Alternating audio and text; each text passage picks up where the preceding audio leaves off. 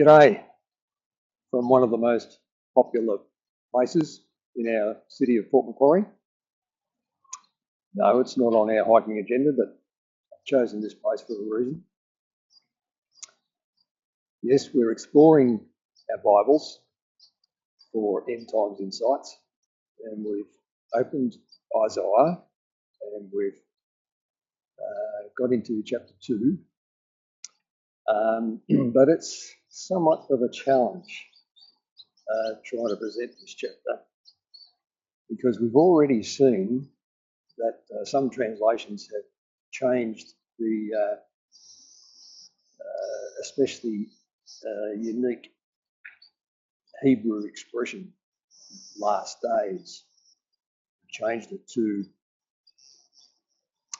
days to come, which messes with the meaning. Anyway, let me explain where we are. Very near the CBD, with Town Beach right behind me, and we're right beside Hastings River flowing into the Pacific Ocean. And this is where it all began. 1818, John Oxley discovered this area for the British government, and it was decided to build a jail right behind me for recidivist prisoners who were causing trouble in Sydney. Fortunately, the jail didn't last very long, only 10 years. And then 140 years later, Mrs. Bertha York and her husband settled right here on Stewart Street, and she set to beautify this headland. She did a magnificent job.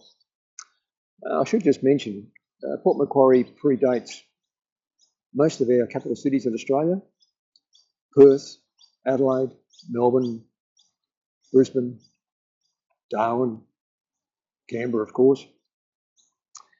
So in Australian terms, it's pretty old. Okay, let me just show you around. I'll just get out of the way for a minute.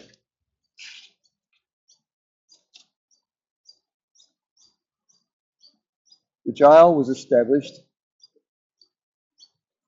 on that headland there, where the pine trees are, and the well that was dug to supply the jail with water is still incorporated in that motel on the corner. Town Beach is the other side of the hill. There's the Pacific Ocean. You see the river there. And Mrs. York's garden is very extensive. They're trying to recreate a literal forest here. Okay, all the way around to the beautiful garden established over there with picnic facilities for the visitors. What happened was Mrs. York's garden fell into disrepair after having been recognised by a government gazette in the 1960s. But her granddaughter, together with some old schoolmates, decided to restore the garden over the last 10 years. And what a great job. In fact, the New South Wales governor even, I think, paid a special visit in recognition of their efforts. All right, let's get back here to open up at Isaiah chapter 2.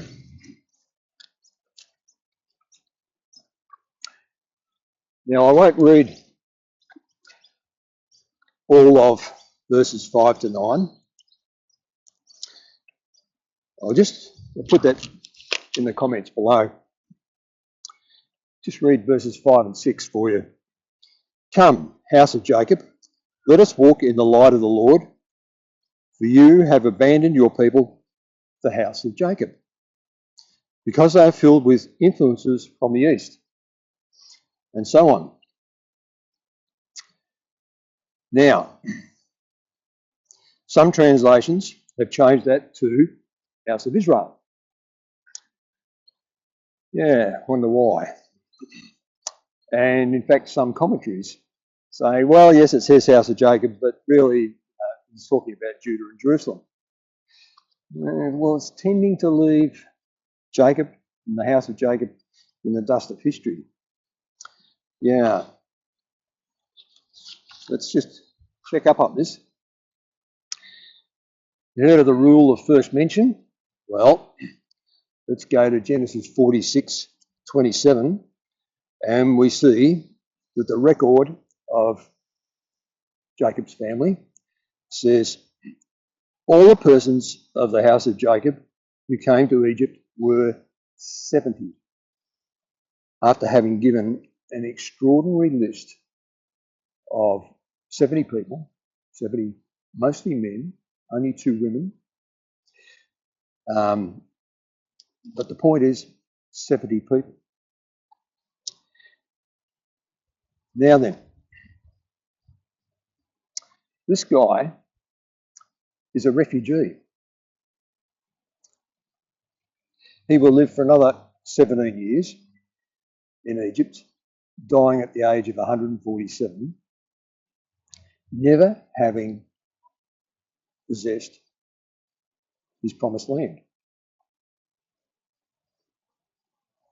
However, the Egyptian government chooses to give him a magnificent state funeral in the promised land. And they declare a state of mourning for 70 days for a refugee who's died at the age of 147. This is rather extraordinary. Sure you'll agree. Let's have a look at, see if I can find it, Psalm 114.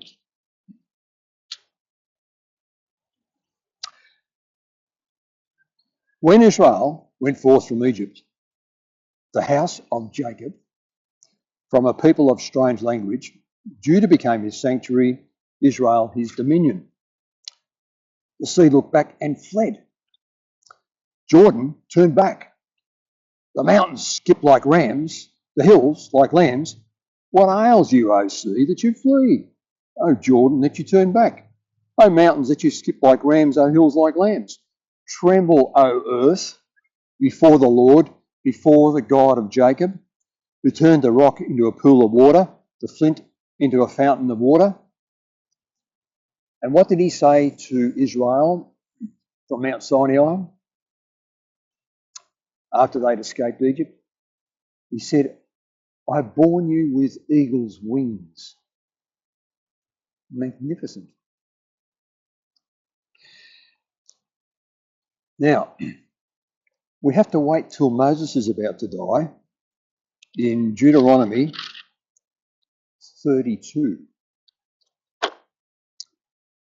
And this is what he says about that 70 people taking refuge in Egypt. When the Most High gave the nations their inheritance, when he separated the sons of man, he set the boundaries of the peoples according to the number of the sons of Israel. Did you get that? God has separated mankind into 70 nations from the Tower of Babel according to the number of the sons of Jacob 400 years before Jacob is even born. Wow. What's happening here in Isaiah 2 is the focus is being widened from Judah and Jerusalem to the house of Jacob, and then finally to all mankind on earth. If we miss this, we get this all screwed. We won't understand what the day of the Lord is all about. Now, how about a Christmas message? And this won't be coming from Santa Claus at the North Pole. This comes from God in heaven through his angel Gabriel.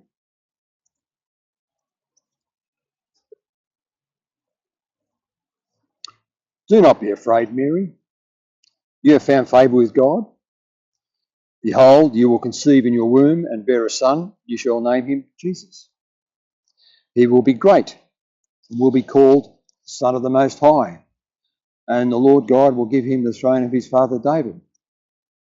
And he will reign over the house of Jacob forever. And his kingdom will have no end. Did we get that? He will reign over the house of Jacob forever. And his kingdom will have no end. That is the real Christmas message. I hope you enjoyed that one. Thanks, everybody. See you later.